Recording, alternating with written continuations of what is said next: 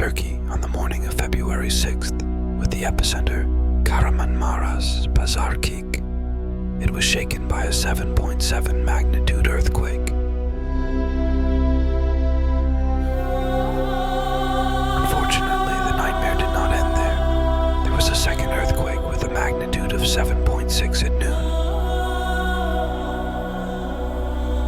Two earthquakes with a magnitude of over 7, which occurred a few hours apart, caused great destruction in 10 cities.